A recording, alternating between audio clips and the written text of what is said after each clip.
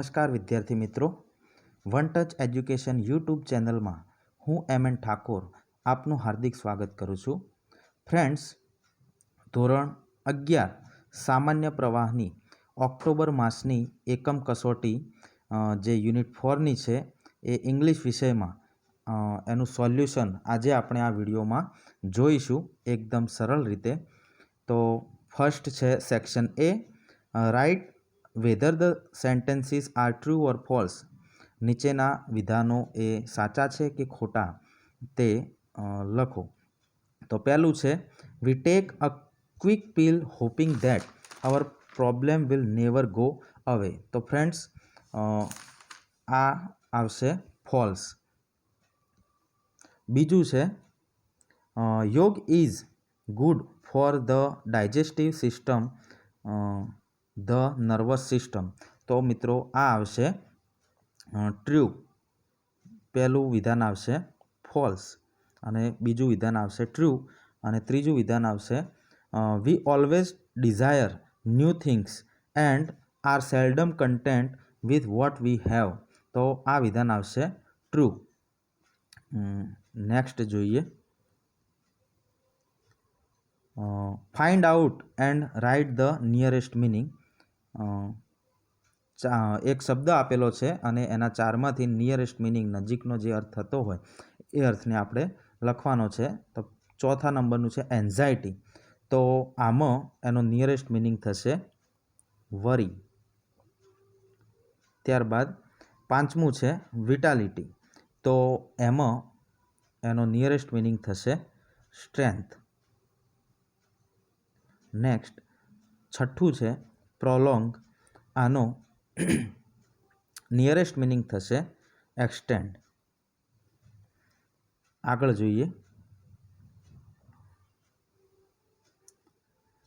Select the most appropriate language functions from the brackets and write them against sentences. કૌંસમાં જે language function આપ્યા છે એનો ઉપયોગ કરી અને જે સેન્ટેન્સ આપ્યું છે એની સામે જે લેંગ્વેજ ફંક્શન આવતું હોય તે આપણે લખવાનું છે. તો સાતમું છે what a horrible accident it was. સાતમું છે what a horrible accident it was. તો મિત્રો આમાં આવશે ઉદ્ગાર વાક્ય છે એટલા માટે આવશે એક્સક્લેમેશન, ઉદ્ગાર. ત્યારબાદ નેક્સ્ટ છે આઠમું, if you had done yoga you would not have suffered more. તો આઠમાનો જવાબ આવશે expressing condition in the past. મિત્રો વાક્ય ઇફ કે અનલેસથી શરૂ થતું હોય તો એમાં એક્સપ્રેસિંગ કન્ડિશન આવે, પરંતુ આ ભૂતકાળનું વાક્ય છે, ભૂતકાળમાં શરત બની છે, તો એના માટે અહીંયા expressing condition in the past. Next છે he will either sit in the class or stand in front of the class. તો આમાં વિકલ્પો દર્શાવ્યા છે. આઈધર કે નાઈધર વડે જો વિકલ્પો દર્શાવવામાં આવેલા હોય તો આમાં આવશે એક્સપ્રેસિંગ ચોઇસ. ત્યારબાદ નેક્સ્ટ છે in spite of his ill health he took part in sports competition.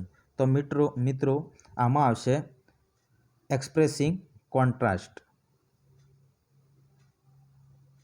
કારણ કે વાક્ય ઇન્સ્પાઇટ ઓફ કે despite of, but, yet, though, although વગેરે જેવા વાક્યમાં જો શબ્દોનો ઉપયોગ થયો હોય તો એ વાક્યમાં એક્સપ્રેસિંગ કોન્ટ્રાસ્ટ નામનું ફંક્શન આવશે.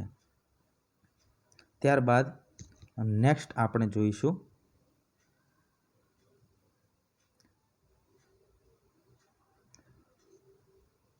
Select and write the most appropriate questions to gate underline words કે ફ્રેઝીસ એઝ ધેર આન્સર્સ. એટલે કે જે લીટી દોરેલો શબ્દ છે એના અનુસંધાનમાં નીચેના જે ઓપ્શન આપ્યા છે એમાંથી યોગ્ય WH ક્વેશ્ચન નું આપણે પસંદગી કરવાની છે. લીટી દોરેલો શબ્દ છે એ એનો જવાબ આવવો જોઈએ. તો 11મું છે Brijesh is hospitalised for some severe dietary problem. તો અહીંયા ફોર સમ સિવિયર ડાયટરી પ્રોબ્લેમની નીચે લીટી આપી છે ફોર અથવા બીકોઝથી વાક્ય જોડેલું હોય તો એમાં મિત્રો જવાબ આવશે why is Brijesh hospitalised, B, option B. ત્યારબાદ નેક્સ્ટ છે a physical disease disturbs the emotions, એટલે કે એક શારીરિક રોગ એ લાગણીઓને ખલેલ પહોંચાડે છે. તો અહીંયા ક્રિયાપદની નીચે લીટી આપેલી છે તો અહીંયા અને પ્રશ્ન છે સાદા વર્તમાન કાળમાં, તો આમાં જવાબ આવશે option A, what does a physical disease do. ત્યારબાદ સેક્શન બી,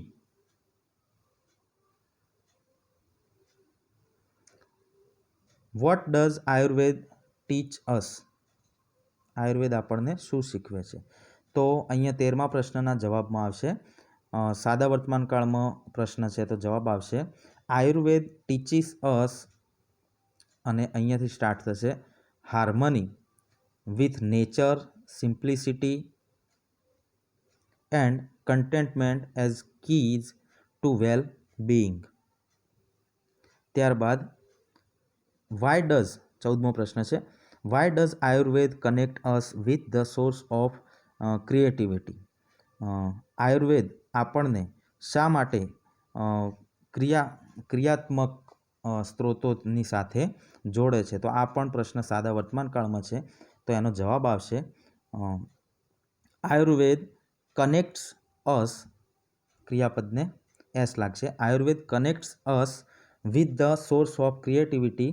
અને વાયથી પ્રશ્ન આપ્યો હોય તો બીકોઝ અથવા સો દેટથી તમે પ્રશ્નનો જવાબ લખી શકો છો. Because we can permanently overcome our psychological problems. તો 14મા પ્રશ્નનો જવાબ આ આવશે. ત્યારબાદ નેક્સ્ટ પેરેગ્રાફ છે એમાં 15મો પ્રશ્ન છે વોટ ઇઝ યોગ, યોગ શું છે. તો એના જવાબમાં આવશે યોગ ઇઝ અ હોલિસ્ટિક એક્સરસાઇઝ, યોગ ઇઝ અ હોલિસ્ટિક એક્સરસાઇઝ. ત્યારબાદ 16મો પ્રશ્ન છે what are the benefits of યોગ, યોગના શું ફાયદાઓ છે. તો એના જવાબમાં આવશે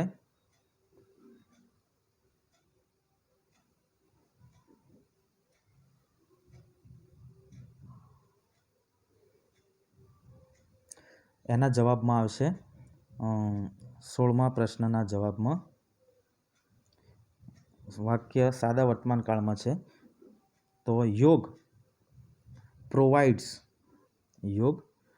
provides physical, mental as well as spiritual benefits, workout for the muscles and also benefits joints, ligaments and the skeletal system by improving flexibility and balance. આ રીતે એનો જવાબ આવશે.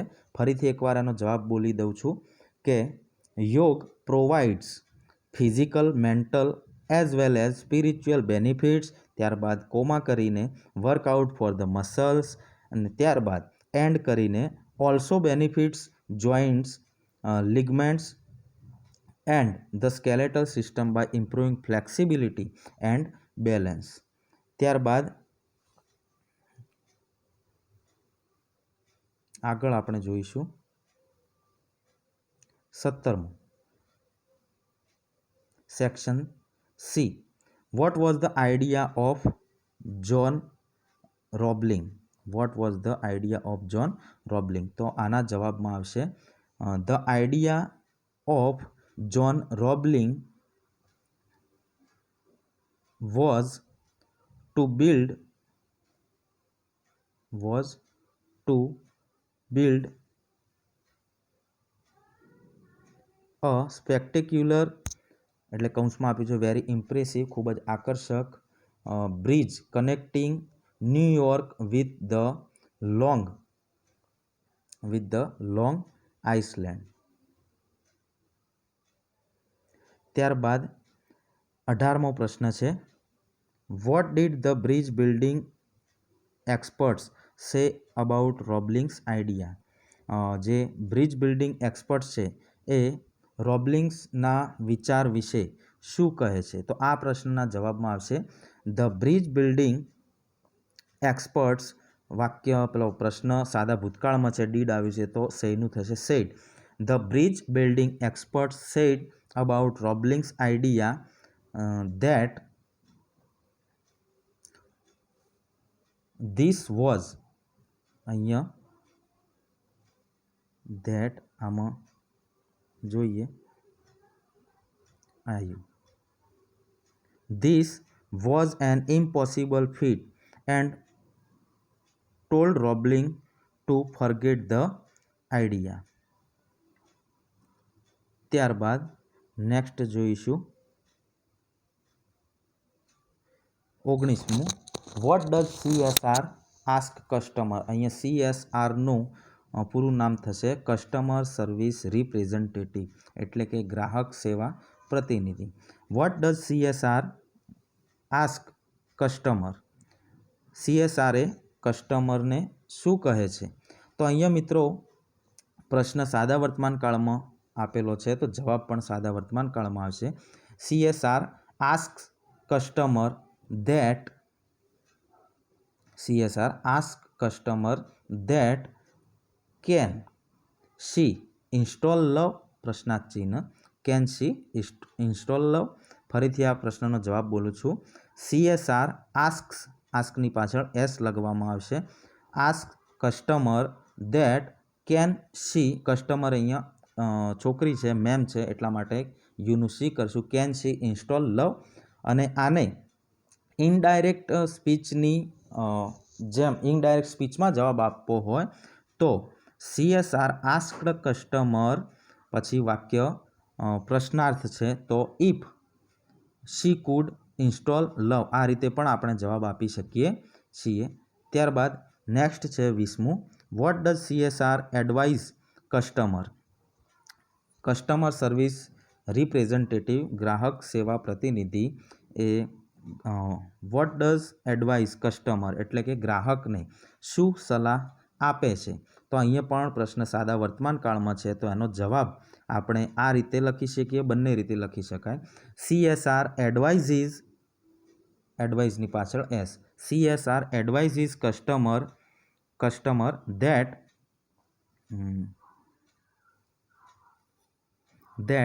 the first step is to open her heart. The first step is to open her heart. આનો બીજી રીતે પણ indirect speech ની રીતે પણ જવાબ આપી શકીએ કે CSR advised customer that the first step is છે તો એનું વોઝ કરવું પડે. જો ઇનડાયરેક્ટ સ્પીચમાં જવાબ આપીએ તો CSR advised customer that, conjunction તરીકે ધેટ મૂકીશું, ધ ફર્સ્ટ સ્ટેપ વોઝ, ઇઝનું was to open her heart. આ રીતે પણ જવાબ લખી શકીએ, બંને રીતે. સાદા વર્તમાન કાળમાં પણ જવાબ લખી શકીએ અને ઇનડાયરેક્ટ સ્પીચમાં આપણે જો જવાબ આપવા માંગતા હોય તો આ રીતે પણ સાદા વર્તમાન કાળનું ભૂતકાળમાં વાક્ય ફેરવીને પણ વાક્ય લખી શકીએ. ત્યારબાદ ડી વિભાગ છે.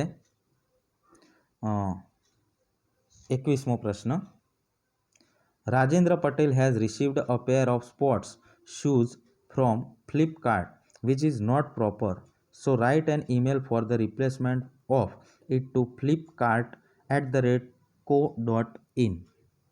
તો મિત્રો અહીંયા રાજેન્દ્ર પટેલને ફ્લિપકાર્ટ જે કંપની આવે છે એમાંથી શૂઝ મળ્યા છે અથવા તો શૂઝ ખરીદેલા છે જે વિચ ઇઝ નોટ પ્રોપર, જે યોગ્ય નથી. સો તેથી રાઇટ એન ઈમેલ, એક ઈમેલ લખો ફોર ધ રિપ્લેસમેન્ટ એટલે એને બદલવા માટે, ઓફ ઇટ ટુ flipkart@co.in. આ ઈમેલ એડ્રેસ ઉપર તમારે ઈમેલ લખવાનો છે એ શૂઝને બદલવા માટે.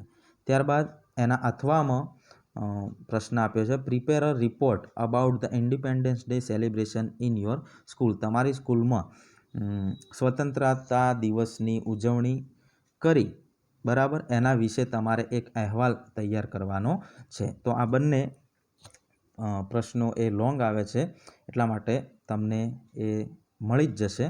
તો friends, I hope you understand all in this video. So thanks for watching.